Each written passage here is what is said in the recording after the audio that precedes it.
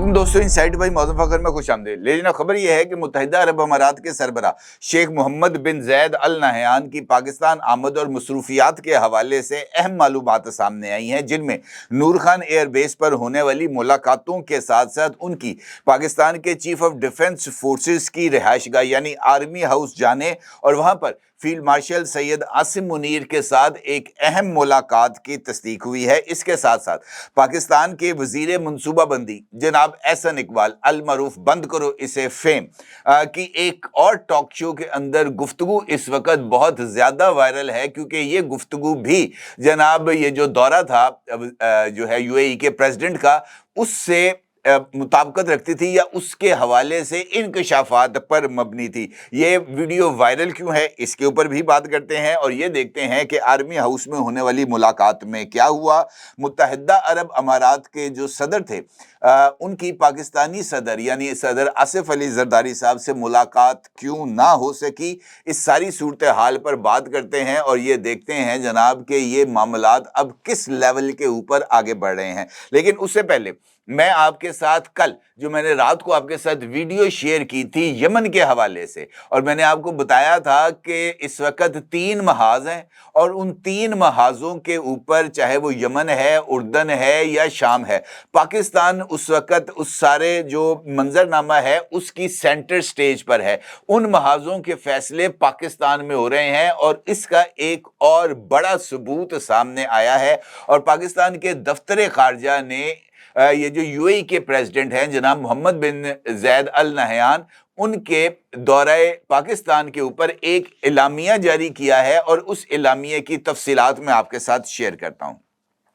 इस एलामिया के मुताबिक पाकिस्तान का ये कहना है कि जमहूरिया यमन में अमन और इस्तेहकाम यकीनी बनाने के लिए सऊदी अरब और मुत्तहिदा अरब अमारात की जानिब से की जाने वाली सफारती कोशिशों को सराहता है पाकिस्तान और उनकी हमायत करता है। यमन के मुस्ताफी सदर मंसूर हादी और जनूबी यमन में अबूरी कौंसिल के मुसल्लह ग्रोहों के दरमियान जो कशीदगी है ये जारी है और दोनों ग्रुप्स के दरमियान खूरेज झड़पें की भी इतलात हैं। पाकिस्तान के दफ्तर खारजा ने इसी पर्सपेक्टिव में इन झड़पों का, जिसका आगाज चंद साल कबल अदन से हुआ था और बाद झड़पों का दायरा जजीरा सक्तरा और दीगर इलाकों तक फैल गया था, और इस दौरान इन झड़पों में सैकड़ों अफराद जो हैं वो मारे जा चुके हैं या जख्मी हुए हैं। इस खूरेज सूरत हाल पर पाकिस्तान के दफ्तर खारजा का ये कहना है कि हम यमन की वहदत और इलाकाई सालमियत को बरकरार रखने की ज़रूरत पर जोर देते हैं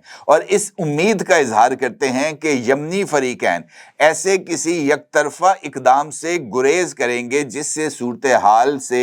मज़ीद कशीदगी पैदा हो। हम तमाम यमनी फरीकैन से भी अपील करते हैं कि वो तयशुदा नुकात की बुनियाद पर एक जामे मुज़ाकराती सियासी हल के लिए तामीरी अंदाज और नेक नीयती से आगे बढ़ें। दफ्तर खारजा ने अपने बयान में उम्मीद जाहिर की है कि जारी सफारती कोशिशें मुल्क में पायदार अमन के क़याम के लिए ठोस इक़दामात का सबब बनेंगी और उनसे यमनी अवाम की तकालीफ के खात्मे में मदद मिलेगी। मुत्तहिदा अरब अमारात ने भी यमन में सलामती और इस्तेहकाम के फ़रोग़ के लिए सऊदी अरब की कोशिशों का खैर मकदम किया है। सरकारी खबरसा इदारे के मुताबिक जुमे को एक बयान में मुत्तहिदा अरब अमारात ने यमनी अवाम के मफादात के फ़रोग़ और उनकी सलामती और खुशहाली से मुतल्लिक जायज़ उमंगों की हमायत में सऊदी अरब के तामीरी किरदार को सराहा। बयान में कहा गया है कि मुत्तहिदा अरब अमारात यमन में इस्तेहकाम और तरक्की को मजबूत बनाने के लिए तमाम इक़दामात की हमायत के अपने अज़्म का अदा करती है और इन कोशिशों की तायीद करती है जो खित्ते की सलामती और खुशहाली में किरदार अदा कर सकें। अब ये जो इनफैक्ट बयान मुत्तहिदा अरब अमारात और पाकिस्तान की तरफ से सामने आया है ये बहुत ज़्यादा अहमियत का हामिल है, क्योंकि इससे पहले ये जो STS था जो इस वक्त जनूबी यमन पर काबिज है और मुत्तहिदा अरब अमारात उसको सपोर्ट कर रहा है, और इस ये जो STS यानी इत्तेहाद है इसकी तरफ से जनूबी यमन के को एक अलग اور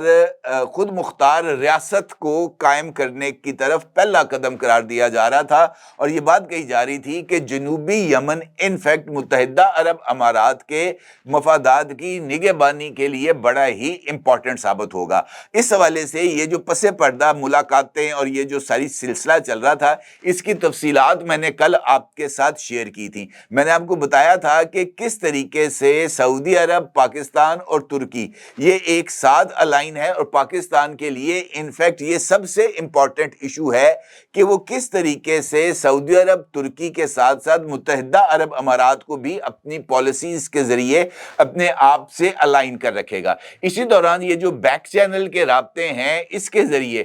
سعودی عرب اور ترکی دونوں اس بات پر آمادہ ہوئے کہ اس معاملے کو پرامن انداز سے آگے بڑھایا جائے گا، لیکن اس کے لیے یہ شرط عائد کی گئی کہ یہ جو متحدہ عرب امارات کی سرپرستی میں یہ جو ایس ٹی ایس، جو کہ جنوبی یمن، اور جنوبی یمن کا وہ ایریا جہاں پر تیل کے کنویں موجود ہیں، 70% تیل کے کنویں ہیں جو کہ اس وقت متحدہ عرب امارات کے عشیرباد سے قائم ہونے والے ایس ٹی ایس نے اس کے اوپر قبضہ کر رکھا ہے۔ سعودی عرب کی شرط یہ تھی کہ یہ جو جنوبی یمن کا ایریا ہے، اس سے ایس ٹی ایس انخلا کرے گا اور اس کے بعد ہی کسی پرامن تصفیہ کی طرف آگے بڑھا جائے گا۔ ایس ٹی ایس نے سعودی عرب کی اس تجویز کو ماننے سے انکار کر دیا تھا، جس کے بعد سعودی عرب نے 48 آورز کا الٹیمیٹم دیا تھا۔ بعد ازاں یہ جو بیک چینل رابطے تھے، جس میں پاکستان بھی الحمدللہ شامل تھا، اس میں اس بات پر اتفاق پایا گیا ہے کہ یہ جو کنٹرول ہے ان ایریاز کا، جو کہ اس وقت متحدہ عرب امارات کے حمایت یافتہ گروپ کے پاس ہیں، ان ایریاز کی جو مشترکہ نگرانی، یعنی سعودی عرب اور متحدہ عرب امارات دونوں کے حمایت یافتہ گروپس مشترکہ طور پر کریں گے، جس کے بعد یہ جو اگلی پیش رفت ہے وہ سامنے آئی، اور پھر پاکستان میں موجودگی کے دوران بھی یہ جو روابط ہیں یہ آگے بڑھے ہیں، جس کے بعد متحدہ عرب امارات نے سعودی عرب کے پیس انیشیٹو کی سپورٹ کا اعلان کیا ہے، اور یہ انفیکٹ پاکستان کی یہ جو سفارتی کامیابی ہے، اس سارے ایشو سے اپنے آپ کو انگیج رکھ کر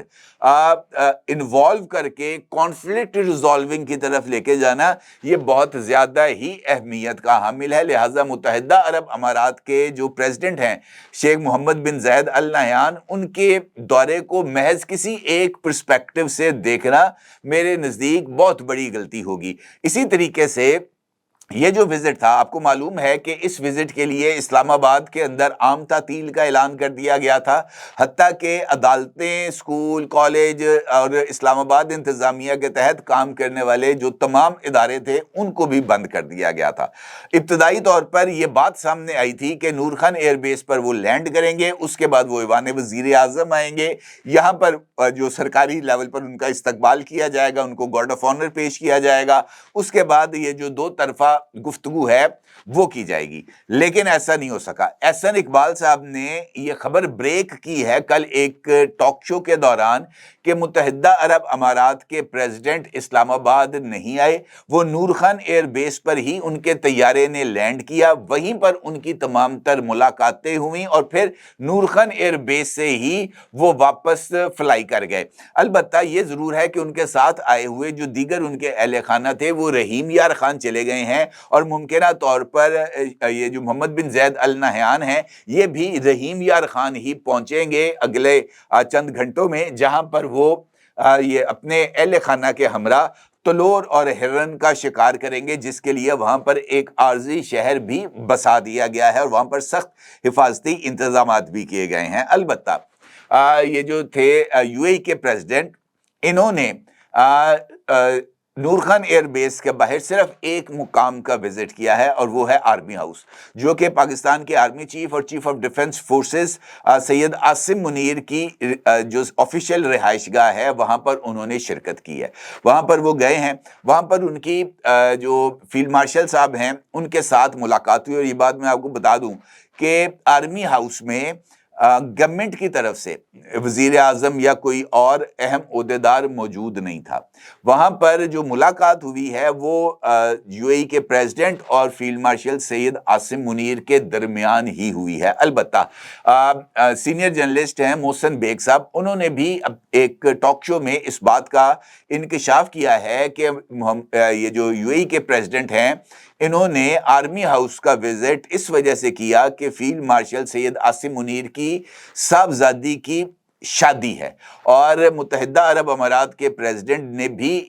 इस शादी की तकरीबात में शिरकत के लिए आर्मी हाउस आए थे और आर्मी हाउस में आने का मतलब उनका यही था कि वो ये जो साहबजादी हैं फील्ड मार्शल सैयद आसिम मुनीर की, उनकी शादी के ऊपर उनको नेक ख्वाहिशात एक्सटेंड करें और ये इस बात की तरफ भी इशारा कर रही हैं कि शेख मोहम्मद बिन जैद अल नहयान के फील्ड मार्शल सैयद आसिम मुनीर के साथ कितने गहरे ताल्लुकात हैं कि वो उनकी साहबजादी की शादी में शिरकत के लिए यूएई से ऑफिशियल विजिट पर एक दिन के लिए पाकिस्तान आए और यहाँ पर उन्होंने बाकी तमाम मामलात को भी देखा और फिर शादी की तकरीब में शिरकत भी की। अब ये जो मुलाकात थी